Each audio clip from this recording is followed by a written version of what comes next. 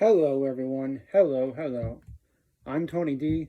This is Tony D Music Channel. Thank you so much for watching, and thanks for being here. Now, today I got a comment on the big show from last Thursday. I didn't have a chance to do a response to it then, but I'm going to talk about this now. Paul McCartney on the Late Show with Stephen Colbert, the final episode. I'm not going to mince words here. I am not a fan of Stephen Colbert as a late night host. I am not. I watched this because I'm a fan of Paul McCartney, obviously. And while there were parts I found very annoying, it was okay. There were two interview portions with Paul, of course. And the first one was just the two of them discussing how this show was recorded in the same studio where Paul and the Beatles, of course, did the Ed Sullivan Show, the famous Ed Sullivan Theater, as it's called. And he talked about being nervous and not knowing who Ed Sullivan was and why the Beatles were a great band. Then it was good. Not the thing I want to hear about most, because Paul McCartney had a career that was, he's had about 60 years of an incredible career after playing Ed Sullivan Show. Do we need to keep talking about that? But again, I know the connection between the Ed Sullivan studio and the appearance and Paul and Stephen. I know that. So it was good. Now, there was a second interview portion where, thankfully, Stephen Colbert discussed the new Paul McCartney album, The Boys Lunge Lane. And this is where I got a bit annoyed. Because I just think Colbert is not that bright.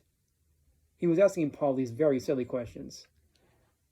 Asked him about the album title, Boys Lunge Lane, asked him about what Lunge Lane is. Paul explained that it's this place in Speke, a town close to Liverpool where he grew up, a place where you would escape to, and it makes sense that teenage boys would have somewhere to escape to, because as anyone who knows about Paul McCartney knows about, he and the other Beatles grew up in Liverpool, a very impoverished town. So, as most teenagers who are in poverty do, you need somewhere to escape to. And he told this weird story about some tough teenagers stealing his watch, and then the boys went to jail, and Colbert foolishly asked him, "Oh, was it awkward when you saw them again?" No, they were in jail, obviously. And then he mentions this beautiful lyric on the new song, Days We Left Behind, about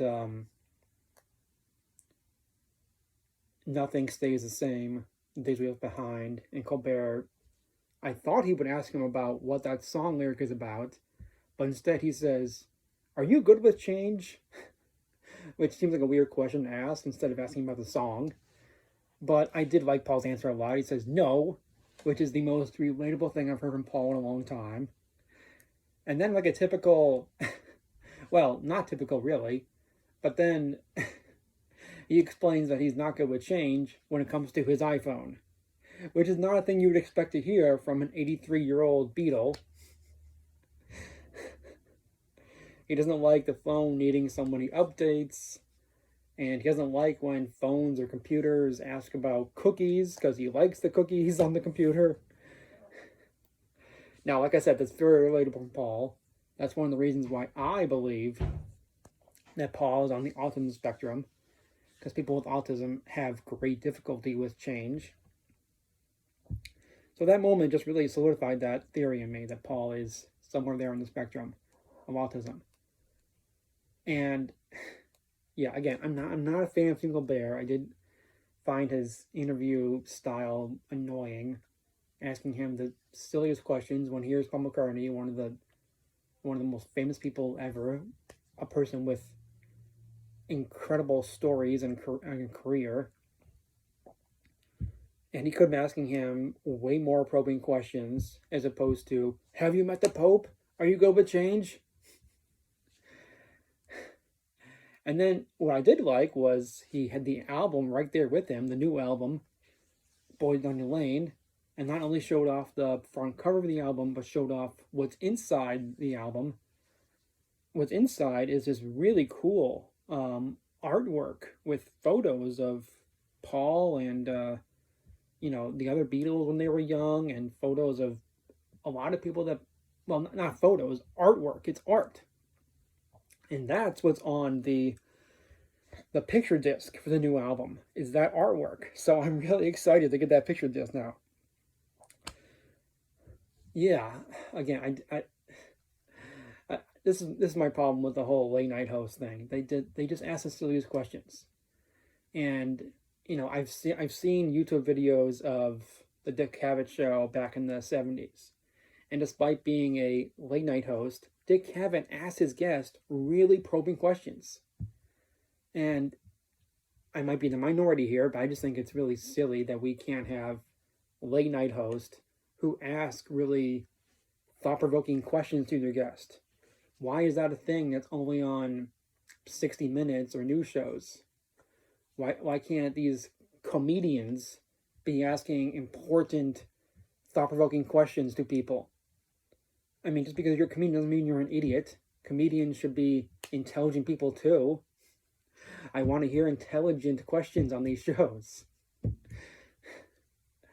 But it was good to see Paul there. I mean, if they had Paul and Ringo on these shows all the time, I would actually watch. And then the final part of the show with Paul was the, of course, final musical performance, which started off with Stephen suddenly performing this song called Jump Up with the guys in his band. And I think Elvis Costello was there.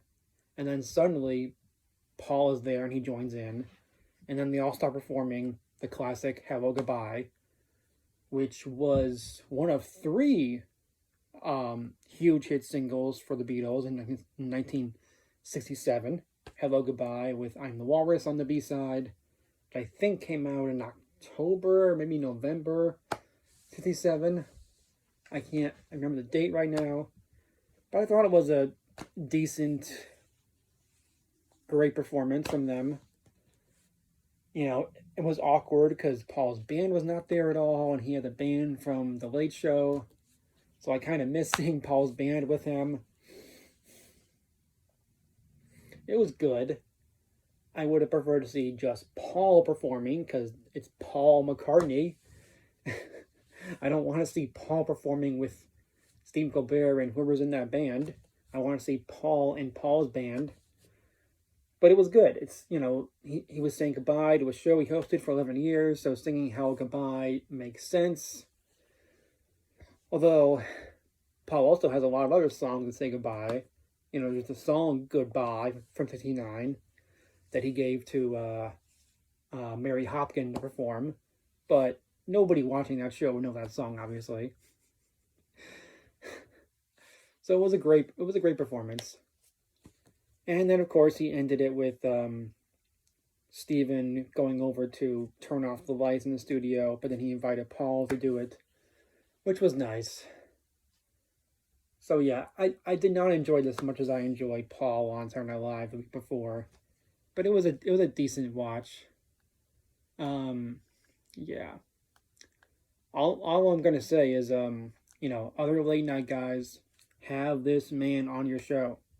While he is still around to have on your show, have him.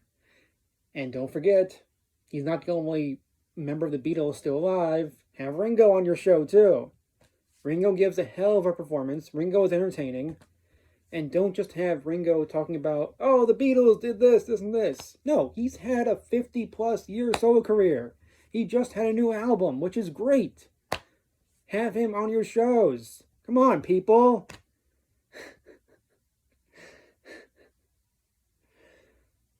But anyway, again, I'm not a fan of these late night shows, but I might be if they had Paul and Ringo on there. So, yeah, those are all my thoughts on that. So, thanks for watching, everyone. Like the video, comment on what you think about this, and subscribe to the channel.